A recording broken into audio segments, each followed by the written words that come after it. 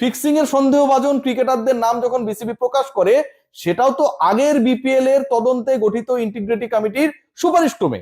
তাহলে আগের বিপিএল আপনি ছিলেন না, সেই আগের বিপিএল এ না থাকা আপনি ক্রিকেটারদের শাস্তির কথা পাবলিকলি অ্যানাউন্স করেন।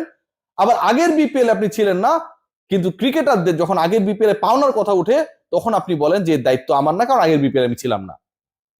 এই যে কথাটা এসেছে, এই যে কথাটা আজকে এলো, আমার কাছে মনে হয় যে এটা ধুয়ে দেওয়া হলেও কম হয়। বাংলাদেশ ক্রিকেট বোর্ডের কর্মকর্তাদের যে দ্বিচারিতা, তাদের যে বক্তব্য স্পষ্ট না, তারা যখন বলেন যে এই ক্রিকেটারদেরকে দোষী বলা যাবে না, তারা যখন বলেন এই ক্রিকেটারদের ফিক্সার বলা যাবে না, অপর মুখেই যখন তারা বলেন যে তাদেরকে বিপিএল খেলতে দিব না, লিস্টে থাকলেই কেন খেলতে দিতে হবে, এবং অন্য সকল লিগে তারা খেলতে পারবে, মানে অন্য সকল লিগে যারা ফিক্সিং এ সন্দেহভাজন অথবা তাদের কথা মতো যারা ফিক্সার, সেই তারা কমিটমেন্ট করেছে যে বিপিএল ছাড়া অন্য কোথাও ফিক্সিং করবে না। কোথায় পেয়েছে সেটা?